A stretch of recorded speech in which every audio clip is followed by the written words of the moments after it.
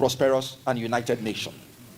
So I have come to awaken your mind, the civil society, because from the colonial days, it has been resistance groups. That's what the civil society was doing from the colonial days.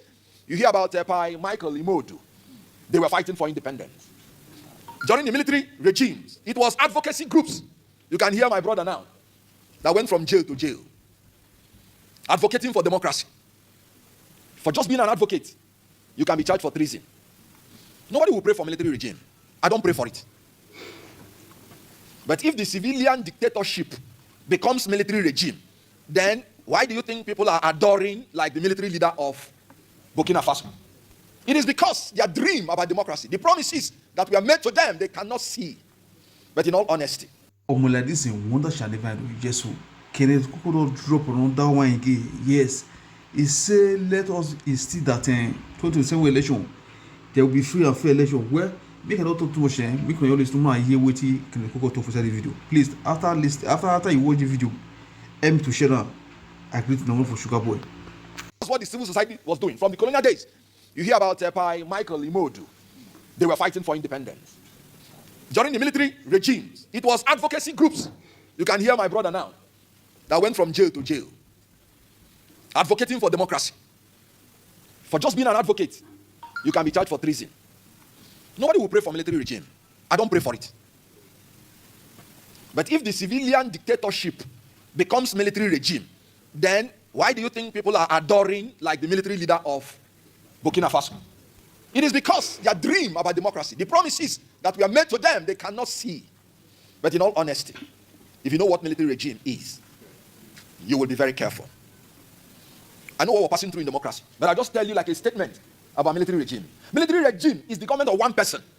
Forget the issue of your hearing military regime. No, it's the government of head of state.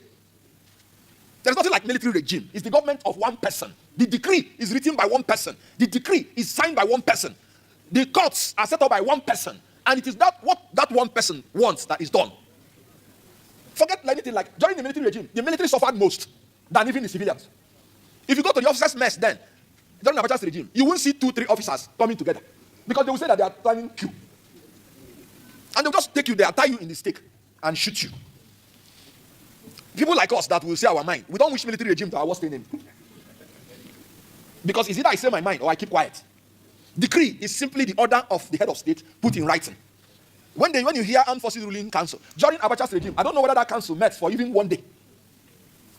They made a law ousting the power of democratic institutions. And the Attorney General of the Federation was not aware of the law. Onagoruwa was in Lagos. Gani won him. And they announced the law. And he was like, what happened?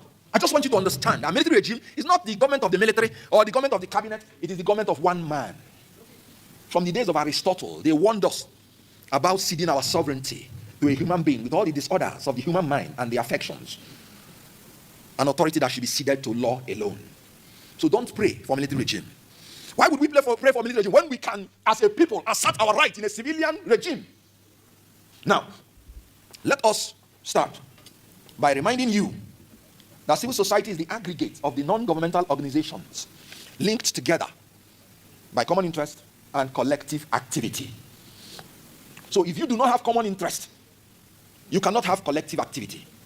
The whole idea of civil society is that you must have to have common interest and you must have to have collective activity. As you can see, the civil society includes the NGOs, CBOs, non-governmental organizations, community-based organizations, faith-based organizations. Then you have trade unions and student movements. You have independent media. You have professional associations, etc. So most of you here belong to these groups. Now, what are the functions of the civil society? In the country that the civil society is alive, the government will be afraid of the people. But in a country where the civil society is not alive, the people will be afraid of the government. I've come here to tell you that you need to rise up and demand your rights. The civil society should not be seen as an adversary to the government, but an indispensable ally. Indispensable ally in nation building. The first function of the civil society, watchdog. Watchdog. Monitoring government activities, exposing corruption, advocating transparency. Civil society fought and got Freedom of Information Act. When they were fighting, you thought that if they give them this Freedom of Information Act, you will not hear anything corruption again. They will expose everything. For where? They fought. When the government saw that if they don't give these people Freedom of Information Act, there will be a problem. They gave them Freedom of Information Act. Then what is happening? Laws will not save us in this country. Nigeria has more laws than almost every country in the world. Laws do not transform to rule of law. Rule of law is ensuring the implementation of the law that will ensure that the major function of law, which is orderliness in a society, is achieved. So if there is any law and there is no implementation of the law, there is no interpretation of the law in accordance with the wordings of the law, it will bring confusion and anarchy. Rule of law is meant to bring orderliness. I'm tired of churning up laws every day. The civil society, Zukwani Ike, law. The one you have, how much have you used it? The people in the National Assembly, with respect to some of them here, constitutional amendments now a ritual. Every session, there will be constitutional amendments. They will go to every zone. They will wear shedi, some zones. They will wear shedi. They will dance. After the amendment, after the suggestions, they will go home and select the one or two that will not pinch them. And all the other ones will be. So let us become the watchdog we're supposed to be. If we are not the watchdog, there's no way they will promote us to become collaborators. 2, the civil society has it as a duty to be the voice of the voiceless. You have to amplify the voices of the marginalized people, and you have to advocate for social justice for them. I'm excited, when I hear civil society like Serap. As a matter of fact, when they came in, I thought they were going to be like the other people. They look at what they're doing. Impressive. There are some social activists that will go to Benue, even when the Benue governor will tell them not to come. They will go. That is being a watchdog. And they'll be exposing, they'll be magnifying the voices of the marginalized. It is the job of the civil society. The next job is capacity builder. You're meant to build the capacity of the people through education, training, and mobilization. The next job is that you have to be a service provider.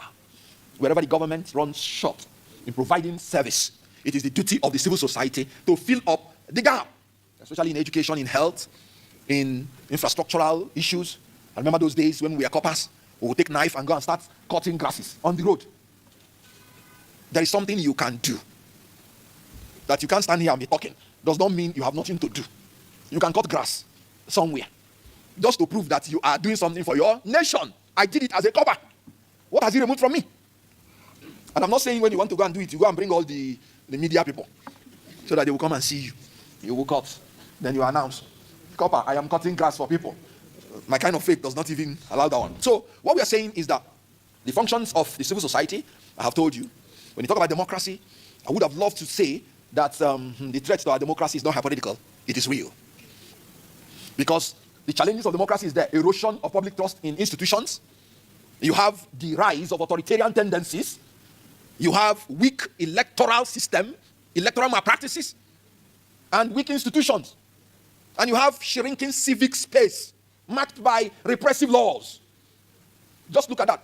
They will tell you defamation law. They will use it so that when you say anything that does not favor any leader, so that they can send you to jail. They just want to shrink the civic space. When you say a man that is corrupt, when you say he's corrupt, you have said the fact. You're not saying anything wrong. They will say defamation. Now, let me talk about electoral malpractice because we witnessed some. In 2023, we were there. We went home to vote. Of course, in Lagos, some people were denied PVC outrightly because they felt they were going to vote for a particular way. In Lagos, some people were denied to come out to vote because they felt they were going to vote in a particular manner. In Lagos and in the whole Nigeria, after the vote, they told us that the presidential election only cannot go. You saw some presiding officers saying it openly, that they were told not to transmit this. Then later on, they say technical glitch. Which technical glitch? Can the machine choose the election to glitch on 3 elections on the same day? And then the machine now selected only one to glitch on. Please, Nigerians are brilliant. When you want to talk to Nigerians, try to be sensible so that the international community does not look at us as fools. That is why the international community concluded that that election was less than the required standard. So the challenge is that we have to go into civic education, the civil society and political literacy. You have to go into intergenerational dialogue and youth participation management. You have to do it as civil society. Look at what the not too young to run. Look at what they have achieved. If somebody that is 18 years is old enough to know who should govern him, my own philosophy is that the person that is 18 years is old enough to stand for election. I've heard people who are 20 years who are elected into the assembly in foreign countries. You're telling a man, oh, you are old enough to know who will govern you, but you're not old enough to govern. Leadership is a gift, just like acting and all those things. There are people who are 60 years, 70 years, they cannot lead. There are people, when you see them from childhood, you will see that leadership threat in them. Why deny them that opportunity? Wait. Don't thank me yet. Yes. Don't thank me yet. Wait. I said, thank you so much. Thank you so much. So what we are saying is that, and I have to go into conclusion because, time factor. So they don't withdraw their thank you. Just know that I wanted to tell you about national development and about the sustainable partnership. But I want you to know that as a matter of concluding, I want you to understand that we need to foster a democratic culture in this country, rooted in transparency, inclusiveness, and innovation. We need to foster democratic reforms. We need to advocate more